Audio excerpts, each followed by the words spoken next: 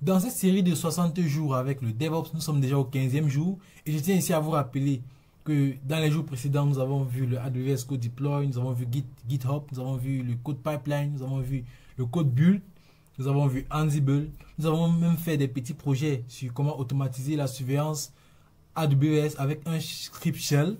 Et dans cette vidéo aujourd'hui, je vais vous parler de Terraform. Mais déjà avant de commencer, nous allons voir la table de matière. Nous avons ici l'introduction. Qu'est-ce que Terraform? Qui a développé Terraform et pourquoi? Comment fonctionne-t-il? Nous allons voir les providers et ainsi que les commandes basiques de Terraform. Alors, Terraform est un outil incontournable pour gérer les infrastructures de manière automatisée. Donc, déjà, il faut noter que ce cours est une introduction théorique qui va couvrir Terraform et son rôle dans le DevOps, l'histoire et son développement par HashiCorp, ainsi que son fonctionnement, les providers et les commandes de base, comme je l'ai mentionné plus haut. Dans la fin de ce cours, vous aurez une base solide pour comprendre Terraform et nous préparons un terrain pour une prochaine vidéo où nous passerons à la pratique avec des exemples concrets. Donc, qu'est-ce que Terraform alors?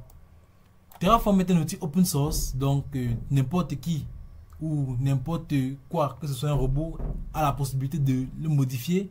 Donc, est un outil open source qui est une infrastructure as code, c'est-à-dire il permet de définir, provisionner et gérer les infrastructures automatiques à l'aide des fichiers de configuration. Plutôt que de configurer manuellement des ressources, c'est-à-dire des serveurs, des bases de données, des configurations réseau via une interface graphique, on va plutôt écrire du code, n'est-ce pas? Oh, désolé, je vais descendre. Rajouter ici. Donc, on va plutôt écrire du code pour décrire l'infrastructure souhaitée. Et Terraform va la créer automatiquement pour nous. Donc, voici quelques caractéristiques de Terraform. Ici, il est multiplateforme. Donc, ici, on a la compatibilité avec de nombreux fournisseurs comme AWS, comme Azure et le Google Cloud. Mais aussi, on a aussi Kubernetes, Docker et GitHub. Donc, on a aussi plusieurs autres que je n'ai pas cités ici. Terraform est déclaratif. Donc, ça veut dire que vous pouvez juste spécifier ce que vous voulez. Par exemple, un serveur avec 2 CPU. Et Terraform détermine comment le créer. Donc, il est déclaratif. Donc, vous devez juste dire que je veux ça et Terraform se charge du reste. Ensuite, on a l'automatisation et la reproducibilité. C'est-à-dire, si les configurations sont cohérentes et peuvent être réutilisées, ce qui réduit les erreurs humaines. Donc, ça veut dire que si vous écrivez une configuration pour peut-être un serveur ici dessous sur AWS, il est très facile pour nous de réutiliser ce même code peut-être pour créer, n'est-ce pas, un autre serveur sur Azure. Peut-être il va juste falloir changer le provider et changer quelques configurations, n'est-ce pas, pour que ça puisse marcher avec Azure. Donc, si on veut aussi créer, n'est-ce pas, un même serveur ici dessous, peut-être dans un autre cloud, on pourra utiliser les mêmes fichiers, pas besoin de réécrire, n'est-ce pas, le code. Donc, Terraform est un pilier du DevOps, c'est-à-dire il est très important dans le DevOps, car il simplifie, n'est-ce pas, la gestion des infrastructures et des environnements cloud complexes. Pour en savoir plus, on peut aller sur terraform.io, n'est-ce pas? Ok, donc je vais l'ouvrir, je vais juste aller ici. Donc, on a ici terraform.io, donc ici. Donc, pour en savoir plus, on peut juste venir ici. Et il y a la documentation, voici la doc. Donc, on voit ici, voici comment installer. On va voir ces étapes-ci dans la prochaine vidéo. Apparemment, j'ai un petit problème, bon, c'est pas grave. Dans la prochaine vidéo, on va entrer dans le cas pratique. Donc, ici, vous pouvez lire, il y a beaucoup de choses à lire ici. Il manage infrastructure as code, multi-cloud provisioning, comme je vous expliquais tout à l'heure. Donc, on ne va pas trop s'attarder ici. Je voulais juste vous montrer le site, n'est-ce pas, de Terraform, pour que si ça vous intéresse, si vous voulez mieux vous documenter, vous pouvez juste venir ici. Donc, on va rentrer dans notre cours. Alors, qui a développé Terraform? Terraform a été développé par HashiCorp, une entreprise spécialisée dans les outils d'automatisation comme Vault, Consul et Nomad. Il a été lancé en 2014 par Michel Hashimoto et Amon Dadgar, n'est-ce pas?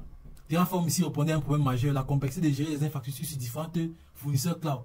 Alors, à l'époque, chaque plateforme telle que Azure, AWS ou même Google avait ses propres outils. Et ceci rendait les configurations très très difficiles. Par exemple, est-ce que vous savez que les entreprises aujourd'hui utilisent une architecture hybride? C'est-à-dire quoi?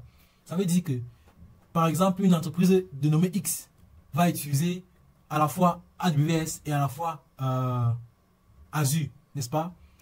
Maintenant, les ingénieurs DevOps avaient des problèmes. Parce que quoi, à chaque fois, il fallait développer, n'est-ce pas, ou bien configurer les serveurs pour AWS et ensuite configurer les serveurs pour Azure. Et ça devient un peu compliqué. Ça devenait très, très compliqué. Et à cause de ça, qu'est-ce qu'il fallait faire? Il fallait alors développer un langage qui va fonctionner, n'est-ce pas, pour tous les serveurs cloud. Et c'est là que HashiCorp va développer Terraform pour nous aider, n'est-ce pas, à configurer ça de manière très, très facile. Donc, l'objectif de HashiCorp était de créer un outil universel capable de communiquer avec n'importe quel fournisseur via une syntaxe commune. Aujourd'hui, Terraform est largement utilisé par les entreprises et toute taille pour sa flexibilité et sa puissance, n'est-ce pas? Donc, on a encore ici le lien de HashiCorp qu'on peut ouvrir. Donc, je vais juste copier ça. Ok, bon, je vais juste cliquer sur Open. Donc, voici le lien de HashiCorp. Si vous voulez en savoir plus sur HashiCorp, vous pouvez juste venir sur le site web et il y a beaucoup de choses à lire aussi si vous voulez vraiment connaître. Ce n'est pas seulement Terraform qu'ils ont développé, il y a plusieurs autres technologies qu'ils ont développées, n'est-ce pas? Vous pouvez lire sur le site web. Donc, on va rentrer dans notre code. Moi, je voulais juste vous montrer rapidement. Donc, alors, comment fonctionne Terraform? Terraform est utilisé dans les fichiers de configuration écrits en langage HCL, qui veut dire HashiCorp Configuration Language, qui est simple et lisible. Et il est très proche du JSON et du YAML. Ces fichiers décrivent les ressources que vous voulez créer, les serveurs et les réseaux, etc. Donc, voici les étapes clés, n'est-ce pas, du fonctionnement de Terraform. La première chose, n'est-ce pas, ce qu'on va faire, c'est qu'on va écrire dans nos fichiers. C'est-à-dire, on va configurer nous-mêmes. Donc, ici, c'est les utilisateurs qui vont écrire leur fichier de configuration avec l'intention .tf, qui veut dire .terraform, n'est-ce pas, pour définir l'infrastructure. Par exemple, vous pouvez spécifier un serveur ici sous AWS, ici sous une base de données MySQL, ça dépend de vous. Ensuite, on a la planification, n'est-ce pas. Ici, Terraform analyse vos fichiers et génère un plan qui montre ce qu'il va faire. Lorsqu'on sera dans la vidéo du 16e jour où on va implémenter Terraform, vous comprendrez mieux ce que je suis en train de dire par planification. Ensuite, on a l'application.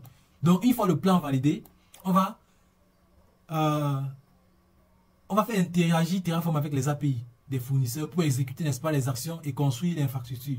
Donc, l'application, en fait, c'est l'application du plan. Donc, on va d'abord écrire, n'est-ce pas, nos fichiers avec l'écriture. Ensuite, on va planifier ce qu'on va faire. Et ensuite, on va faire ce qu'on a planifié dans l'application. Donc, voici les 3 étapes majeures. Ensuite, ici, on voit bien que Terraform maintient un fichier appelé state, n'est-ce pas? On a ici le terraform.tfstate qui va enregistrer l'état actuel de votre infrastructure. Ce fichier vous permet de savoir ce qui existe déjà et ce qui doit être mis à jour dans les prochaines exécutions. Et on a ici le lien. Donc, si ce document-ci est sur mon GitHub, donc je vais juste naviguer vers mon GitHub. Je vais même faire un push, donc on va juste l'ouvrir ici. On va juste l'ouvrir, bon, je vais juste le copier ici. Et on va l'ouvrir là, juste pour vous montrer où se trouve le fichier. Ok, le voici. Voici ça. N'est-ce pas? Voici ça ici. Donc, vous pouvez venir là sur 15e jour et vous allez voir, n'est-ce pas, le fichier à l'intérieur, Terraform intro.md. Ok. Donc, on va continuer. On sait déjà comment est-ce que Terraform fonctionne. On a l'écriture, la planification et l'application. Ensuite, quels sont les différents providers de Terraform? Ici, on a... Bon, déjà, c'est quoi un provider? Un provider est un plugin qui permet, n'est-ce pas, à Terraform de communiquer avec une plateforme spécifique. Ici, les plateformes, on a ici AWS pour gérer les ressources AWS. On a Azure pour gérer Microsoft Azure. On a Google pour gérer le Google Cloud Platform. Et on a ici Kubernetes et Docker ou même GitHub, n'est-ce pas, pour les services spécifiques. Donc, il existe des centaines de providers officiels ou communautaires disponibles sur le plateforme registry. Donc, on peut faire un tour là-bas. Donc, il y a des centaines. En fait, les plus connus sont Azure, Google et AWS. Mais il y a plusieurs autres. Je pense que si je descends un peu là, on va voir, n'est-ce pas? Il y a plusieurs autres providers qu'on peut utiliser ici. Il y a plusieurs autres. Voici le lien, n'est-ce pas? Il est en description. Il sera aussi en description il sera dans la description de cette vidéo. Donc, vous pourrez aller les explorer. Donc, ici, vous voyez, on a ici 5024 providers, n'est-ce pas? Et on a ici jusqu'à 19 000 modules. Donc, on va rentrer dans notre cours, continuer. Donc, voici par exemple un exemple d'un provider. Donc, voici, on peut voir ce code ici. Ce code indique que Terraform doit interagir avec AWS dans la région US East 1, n'est-ce pas? Et chaque provider propose, n'est-ce pas, des ressources et des options spécifiques détaillées dans sa documentation. Donc, par exemple, AWS a ce document ici. Donc, si je l'ouvre, donc, on est sur la doc, n'est-ce pas, qui concerne AWS et ses providers. Donc, si vous voulez en savoir plus sur les providers de AWS, vous pouvez juste venir ici. Tout est bien détaillé. Tout est très bien détaillé. Donc, voici, par exemple, j'ai juste copié cet exemple ici. Voici un provider AWS et on a ici la région, tout simplement. Ok, d'accord. Donc on va juste continuer avec la prochaine partie. Alors, les commandes basiques de Terraform. Ici, on a le Terraform init. Si vous connaissez bien le guide init, ces deux commandes ici se ressemblent beaucoup.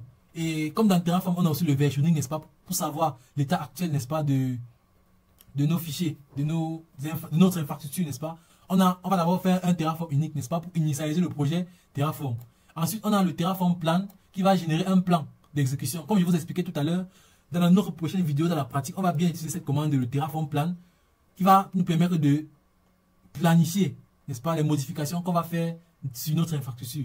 Ensuite, on a le Terraform apply qui va exécuter le plan pour créer ou mettre à jour l'infrastructure, ainsi que nous donner une confirmation, n'est-ce pas, pour savoir est-ce que notre infrastructure a été changée ou bien est-ce que le apply a bien fonctionné. Ensuite, ici, on a le destroy.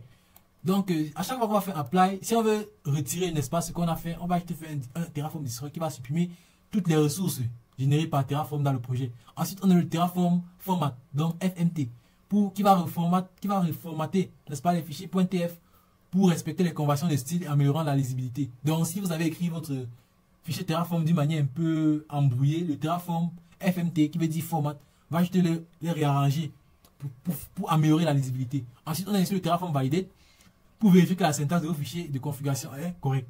Ok. Donc, on va revenir maintenant ici à la conclusion et ainsi que la préparation à la vidéo précédente qui sera plus pratique.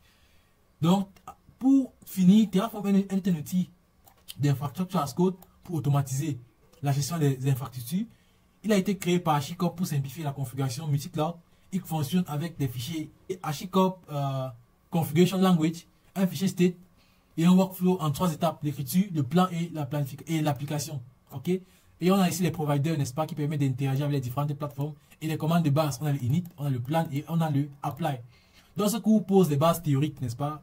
Mais la vraie magie de Terraform s'exprime dans la pratique. Donc je vous invite à suivre ma prochaine vidéo. Et pour ne pas la rater, je vous recommande de la liker, de la commenter. Et aussi, pourquoi pas, d'activer la cloche de notification pour ne manquer aucune de mes vidéos.